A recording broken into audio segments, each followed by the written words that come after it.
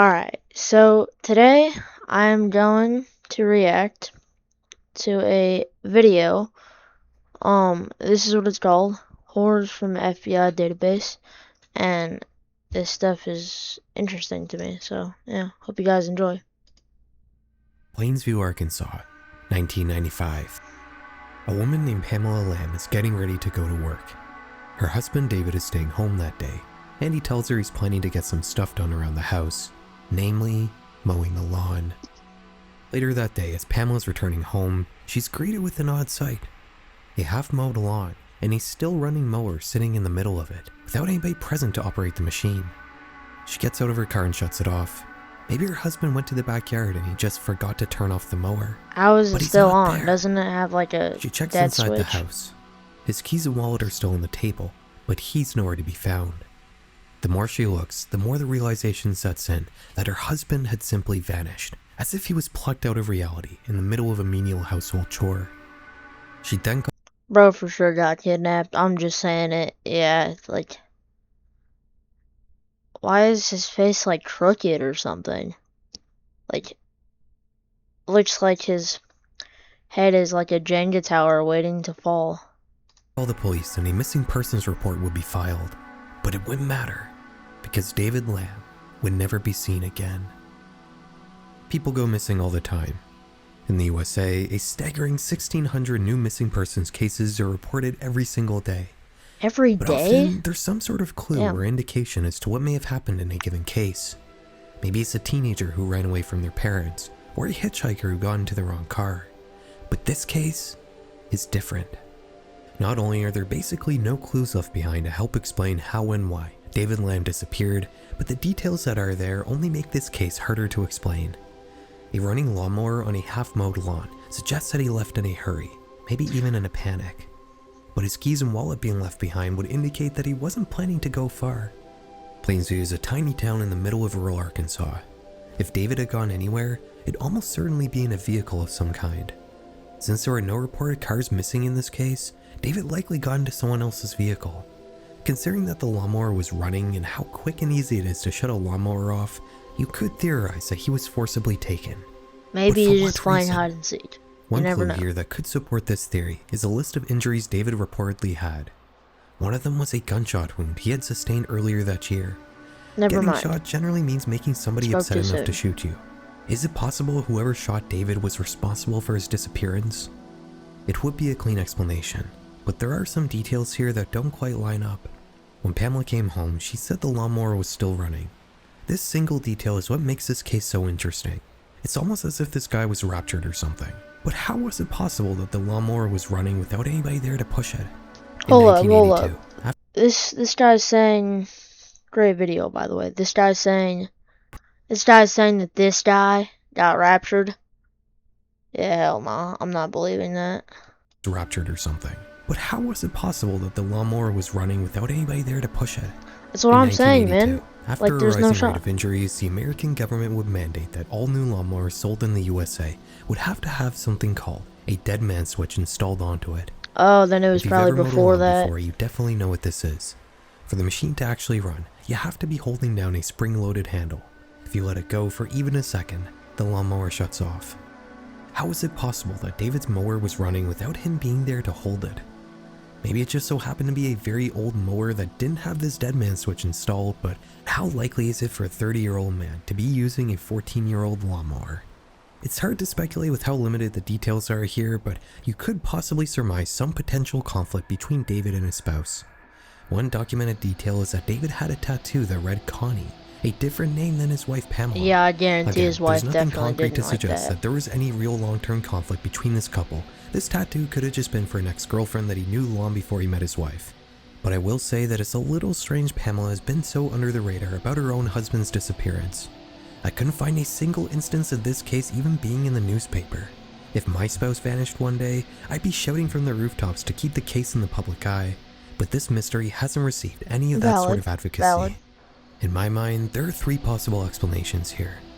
The first is that David had a medical episode of some kind and just wandered off in a daze. I don't think this is very likely, as Plainsview is a very small town, and it wouldn't be very hard to find him in such a tiny place. The second is that somebody had a grudge against David, and they forcibly took him while he was outside his house and did God knows what to him. This is possible. Yeah, Loki, he kind of looks like a guy who would be into some shady businesses, so. David owned an antique lawnmower that could keep running without an operator present. Which brings us to the third theory, one that says Pamela had something to do with her husband's disappearance, and she merely lied about the lawnmower running. This feels like the most plausible explanation to me. In most cases where a spouse is found to be murdered after going missing, their partner is usually the perpetrator. Maybe he was rich. There could be a multitude of methods she could have taken to pull off this crime, whereas somebody kidnapping David while he was mowing his lawn is a theory that relies on much narrower possibilities. Verona, Missouri, 1972. It's 8 in the morning on a musky June day. Father and husband Lynn Seal is getting ready to head to his job on the Calico Dairy Farm. Him and his family recently moved into a mobile home on the farm's property, meaning he doesn't have to travel very far. His wife Christine and his son David are both sleeping, so he sneaks out quietly as to not wake them. An hour and a half later, a mailman drops off some letters for the family. Through the door, he can see 2-year-old David standing alone in the trailer. 15 minutes after that, Lynn would return to say good morning to his wife and son during a break at work. But he'd only find David, with no sign of Christine anywhere. It wouldn't take him long to search the tiny mobile home, but there was no sign of his wife. Moreover, nothing appeared to be missing. Her purse, car keys, wallet, and even all her shoes were still right where they were when Lynn had left for work just a little while earlier. The only thing that wasn't there was the nightgown Christine had been wearing when she went to bed the previous night. Before getting the police involved, Lynn would decide to look around the farm's property. Freaky mailman. With the couple's cars still in the driveway, Christine couldn't have gone very far, but he couldn't find her anywhere. He'd then call his parents. The day before, they had all gone together to celebrate Father's Day. Maybe they had some idea where she might be, but they hadn't heard anything. Out of ideas, Lynn calls the police. They come to the family's property with bloodhounds who are able to track down Christine's scent to the driveway behind the family's car, right where another vehicle might park if one had pulled up to their home. That's where the scent stopped. Police theorize that Christine likely got into a car here. Oh, hell nah, bro. Oh, that's unlucky. Police inexplicably didn't see it that way. Their theory was that Christine had simply ran off in a nightgown and bare feet in the middle of rural Missouri. They said they wouldn't do any more policing until 48 hours had passed. If she still hadn't returned at that point, that's lame, then bro. Like, 48 hours? She could be dead in that time. Would be left to organize things on their own. They'd get a search party together consisting of 500 local residents who would scour every corner of the small town of Verona. She must be really nice then, because her looks aren't getting her anywhere. The case again, they did consider the foul play. Motive. Christine was a cosmetologist who'd been working in a nearby town. She was well liked and didn't have any enemies. They did, however... Wait, what's a cosmetologist? Licensed professional specializing in hair, skin, and... Okay, so she was a person who works at a salon. Okay. 1969, cosmetologist Carol Blades went out to a laundromat to get her family's laundry done, but she never came home. Police went to the laundromat and she looks like a 12-year-old. In the washing machine, and connect the How case old is with she? the laundromat to get her family's laundry done. She looks but 12. she never came home. Police went to the laundromat and found her clothes laying damp in the washing machine, and no sign of Carol. An extensive search and investigation would turn up nothing, and the case would go cold. However, almost exactly a year later in 1970, Carol's body would be found in a farmer's field. She had been murdered, but the police couldn't connect any suspect to the crime, meaning whoever carried out the act was still walking free around this area of Missouri at the time of Christine's disappearance. While strikingly similar. Yeah, that makes sense, because there aren't any security cameras or like things, and he did it in some random garden, so yeah, obviously nobody's gonna find him, at least not for a while. Police couldn't substantiate any connection between Carol's murder and Christine's disappearance, but they wouldn't have to wait very long to get another lead to investigate. A man had been driving outside Verona, but got a flat tire in front of Lee Church, an abandoned Baptist chapel. While fixing his car, he heard an enormous bang come from inside the church. He walked up to investigate, Gunshot? And upon opening the door, he allegedly saw a naked woman running out the back exit of the chapel and into the woods. Was she shot? The man then left and called the police, who had come to look around the church. They found several items that suggested somebody had been living inside the abandoned chapel for quite a while, but Christine was still nowhere to be found, and nothing concrete came from this tip. This day, offering a $25,000... Wait, Christine Nicholson Seal. What kind of name is that? That's pretty bad. $1,000 reward for any information that could lead to this mystery being solved. It's a common muggy April morning on Good Friday, and Yo, what in the, like, Whoville ass... What are these house colors? Pink, yellow, white, blue, pink, yellow, white? Hell no. This has to be, like, some fake place. There's no shot. This has to be, like, an amusement park. Cronin is getting ready to go to a doctor's appointment. Before she leaves, she says goodbye to her sister Diane, who's been staying with her for the last couple months, as she's unfortunately been going through a pretty tough time with her mental health.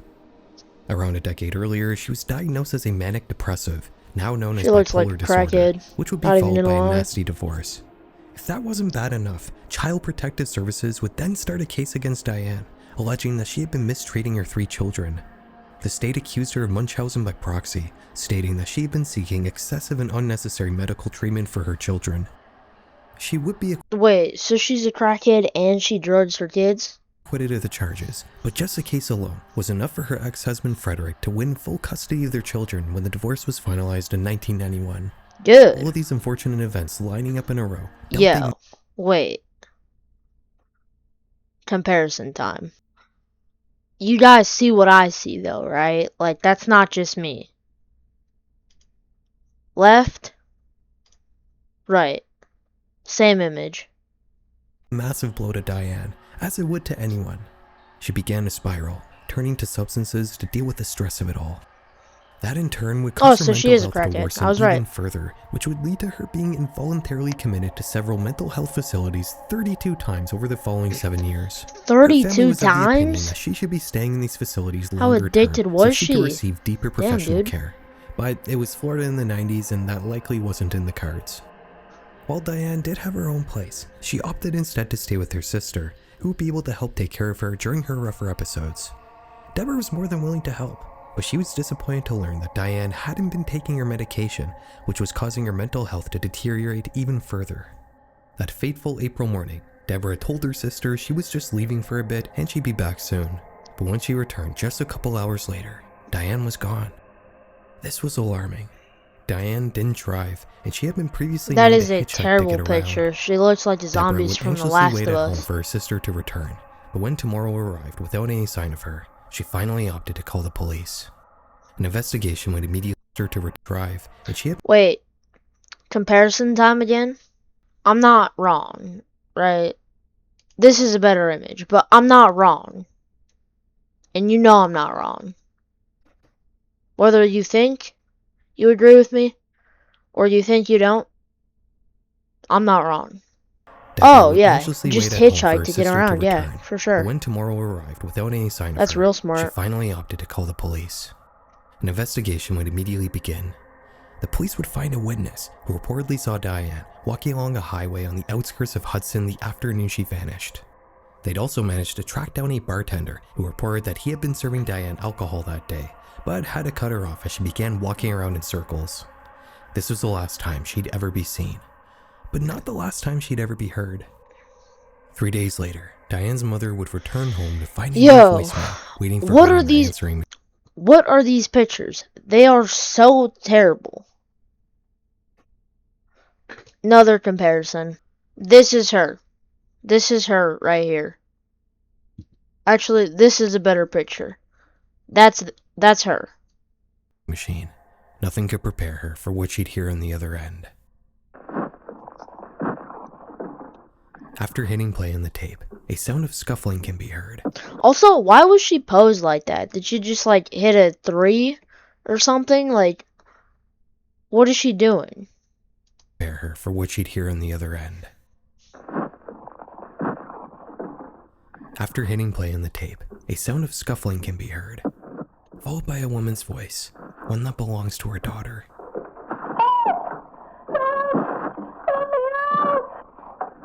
More scuffling. Is she saying, "Let me out"? Happened to have caller I'd be ID, freaking out, low-key, if I was that girl's mom. Was Starlight. She'd call the number back, but nobody would pick up. She'd report this incident to the police, who would never publicly reveal whether or not this voicemail actually led anywhere. Regardless, it added a new and terrifying lens to this case. Diane didn't simply go missing. Something must have happened to her. Later that same day, another awful clue would be found that would only support the idea that foul play was involved here. A woman had been Foul walking play? down US 19, Like the same sexual, highway or Diane had like been she was sighted on kidnapped? 3 days prior. She noticed what she described like, as a harmed. fake finger sitting in the bushes. She'd tell her boyfriend about this, who'd return to the spot and manage to track down the prop. Except it wasn't a prop. It was a real severed human finger. Oh. One that the police would verify once Okay. belonged to Diane. In just one day, How do this they missing verify persons that? investigation It's would the turn early into a 90s. kidnapping or a Or was potential it late homicide 90s? case. Still, how do they The verify police that? would act with a newfound sense of urgency, deploying a helicopter to scan the area Yeah, no, for duh. You found a severed finger of a missing person? Yeah, I'd be a little bit more urgent, too. any signs of Diane, but none would be found. Nothing new would be uncovered until 4 days later, when a worker at a nearby convenience store noticed something odd sitting in the shop's outdoor freezer. It was a bag Is it gonna be her head, containing a like Jeffrey neatly folded Dahmer set of style? clothes. The manager Well, he of the didn't leave store body knew parts Diane, around. as she I was a don't think, frequent but- customer, so he called Deborah to inform her of the discovery, who would make her way down to the shop and would end up verifying that these clothes did in fact belong to Diane. Oh, they were And clothes. on top of that, it was That's a really set of weird. clothing that she had personally bought for her. This would be the last advancement made in this case, and it would disappear from the public eye without any sort of resolution. At least for a little while. 2 years later, in the year 2000, Terry, the girlfriend of Diane and Deborah's brother, walked into a Circle K convenience store to buy a soda and some cigarettes. She was familiar with the shop, as it was where Deborah had currently been employed. As she was waiting for the clerk to help her, she noticed something odd behind the lottery counter. It was a clear Ziploc bag with a name written on it. Diane. They go to the counter to buy some gum or something, or candy, and they just see, like, actually just a severed hand. Like, half of her wrist just in a plastic bag at a Circle K. In the bag did come from a mental health facility that Diane had been released from only 2 weeks before she had vanished. Oh, really? Oh, really? 'Cause it was pretty creepy? No. Really? No. No. Right? No. The police would also review the store's Is that not CCTV just a footage normal to see if they occurrence? could find evidence of who may have planted the bag there, but they couldn't find anything on the tapes. This was the last major development in the case of Diane Oggett. Every clue here is disconnected from one another, and it's no wonder why the police haven't been able to piece together a solid theory to explain her disappearance. While authorities have never publicly released the identity of the Starlight who left the disturbing voicemail, internet sleuths have theorized that it could have originated from the Starlight Lounge, a strip club which used to exist 20 miles south of where Diane had disappeared, although it's worth mentioning that this is pure speculation. There's been 2 theories floating around as to what may have happened to Diane. The first was that Her eyes do not look right. She looks like she's staring into space or something. She looks so out of it. she was kidnapped and held against her will. She may have managed to get access to a phone long enough to call her mother, but ended up getting caught in the middle of the call, which led to that disturbing voicemail. But if that was the case, then why would her finger be found on the side of the road? If someone had been holding her hostage, why would they cut off her finger only to then throw it in a ditch? Instances, and one method dealers in this part of Florida used to punish customers who didn't pay back their debts was finger chopping. It's possible what started off as a punishment for defaulting on a debt may have escalated into a homicide.